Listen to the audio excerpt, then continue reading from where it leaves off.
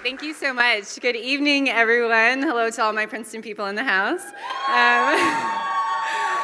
It's so great to be here with you all. I was just telling Lori Bench that college students really worship the best way ever, so I'm so glad for this opportunity, so jealous that I don't have as many Friday nights at Princeton, 802/encounter nights to worship and learn with you guys. But I just want to start by saying thank you to each and every one of you for letting me come here to join you in worship and fellowship. I'm in the middle of a very challenging intern year, so this is like food for my soul to come here. It's really precious and encouraging to me. And it's also reminding me of the time I had back at Princeton and Christian Union there, growing and learning alongside my classmates. So I just commend each of you all for not counting it as sacrifice to come here to take the time to worship God, invest in relationships, and prepare for your future careers. So since Princeton, I went to med school, graduated last year, and just started training in internal medicine residency.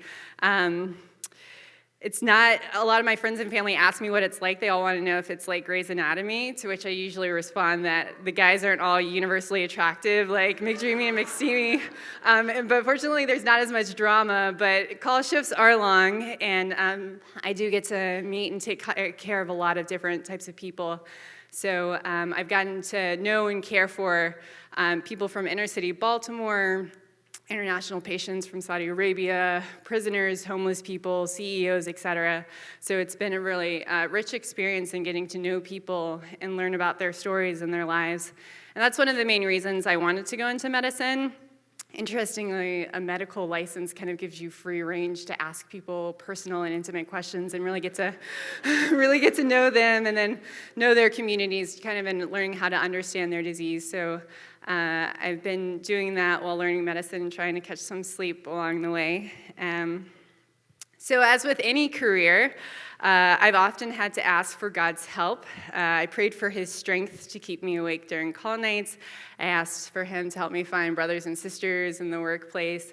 I've asked him for extra compassion in caring for cantankerous patients. My favorite used to call me a bewitching demon instead of his doctor, to which I responded, "Come on, Mr. B, you're my favorite patient. Why would you say that?" So we eventually learned how to get along, so that was great. So all these things were kind of on my radar starting off to pray for and to ask God for his help. But interestingly, I realized a dangerous problem that I should have been actively praying against when that ever so abruptly and quietly crept in. And I think it's a temptation found in any career, whether ministry, medicine, law, finance, etc. And so some of you may have even struggled with this before. So what I want each of you to do is just take a second to think about a time when you became really busy and caught up in some sort of work or project, and most likely it was probably a really, really good God-ordained work, but you had to focus on it single-handedly. It took all of your time and energy, and maybe some of your focus was fueled by either a fear of inadequacy, a fear of failure, or a fear of rejection. Or maybe, let's face it, you might be a type A Ivy League student with a slightly competitive spirit, and so maybe some of your drive came from that. Or maybe you really seek positive affirmation from other people, and that kind of was what caused you to throw yourself completely in this work. But regardless of all the factors at play, you dedicated yourself single-handedly to this work, and maybe that subtly began to distract you from God's real purposes.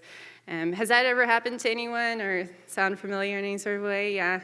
Well, that happened to me starting out in my career. I felt that God had given me such a great pre-medical education at Princeton. Then he helped to finance my medical school at Hopkins. He helped me match into my first choice residency program.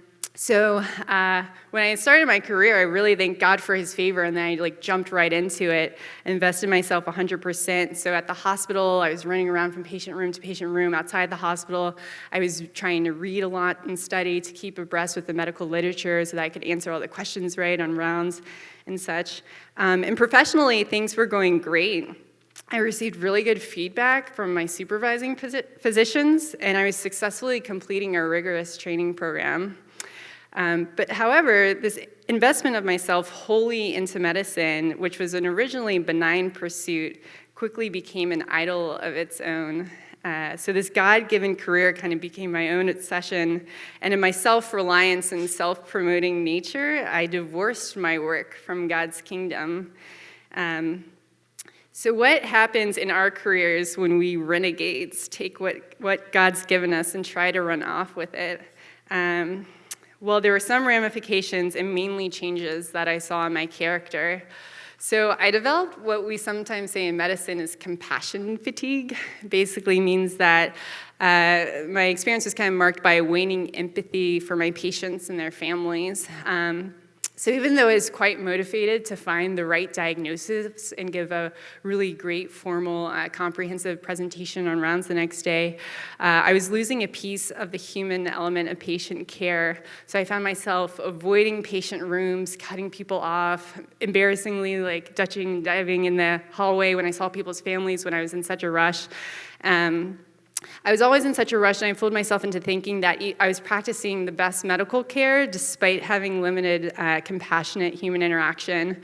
And what's amazing about this is that at the time, I was still receiving really great feedback from the people I worked with. So I often commented on my efficient work, my accurate patient assessments. So paradoxically, from a secular viewpoint, I was really excelling in my career. But from a religious perspective, a godly perspective, I knew I was not practicing the career that God had given me the way that he intended. So for those of you outside of medicine, maybe this would be analogous to the businessman who becomes so embedded in Wall Street that his or her integrity, honesty, or generosity is challenged. Maybe for the teacher, there's a temptation to spend less time nurturing students to advance career through research or publishing. Maybe for the ministry leader, there's pressure to plan so many programs or outreaches either to the church or the lost that you lose your own personal time with God, or you miss interacting with your family in a godly way. But regardless, in each instance, there's a temptation for our focus on career or on work to actually lead us astray from God's purposes. But praise God that he's a God of abundant grace, amen? He will not let us become tempted beyond what we can bear, and he is jealous for us and won't let us walk away from him. So he comes after us. And this is great because although it's embarrassing to see how far off track we can get, God's conviction really is a powerful tool and an act of love that comes back and redeems us and brings us closer to him. I'm sure you all have each experienced this, and that's part of the reason why you love Jesus. So in his abundant love, God convicted me. He made me really uncomfortable with my lack of caring. And he took me to the Gospels, and he showed me the example of Jesus. So one day when I was studying, I read through Mark 1, starting in verse 29. This is kind of the middle of Jesus' ministry when he's just like teaching and healing all 24/7.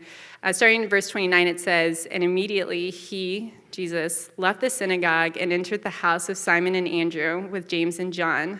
Now Simon's mother-in-law lay ill with a fever, and immediately they told him about her. And he came and took her by the hand and lifted her up, and the fever left her, and she began to serve them. That evening at sundown, they brought to him all who were sick or oppressed by demons, and the whole city was gathered together at the door. And he healed many who were sick with various diseases and cast out many demons. And he would not permit the demons to speak because they knew him. And rising very early in the morning, while it was still dark, he departed and went out to a desolate place, and there he prayed." So when I was reading this, the revelation that God brought me was super cool. It was basically that Jesus took call, which in medicine we take call all the time. So I was like, wow, this is great. You know, Jesus takes call, I take call. Fantastic. Because basically in the story, it's mentioned Jesus all day is at the synagogue and he's teaching. Then he goes home at night, presumably to rest, and the person that he stays with, he has to heal. And then basically the whole city comes to his house and he has to heal all throughout the night.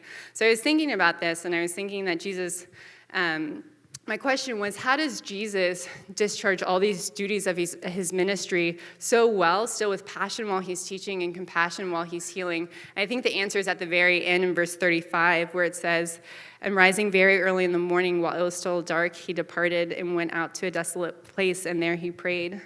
So it really shows this example that in order for us to maintain our intentionality and our correct purpose and whatever work or vocation that you're in, you have to refuel yourself by meeting with God and there renewing your strength, your emotional energy, your intentionality.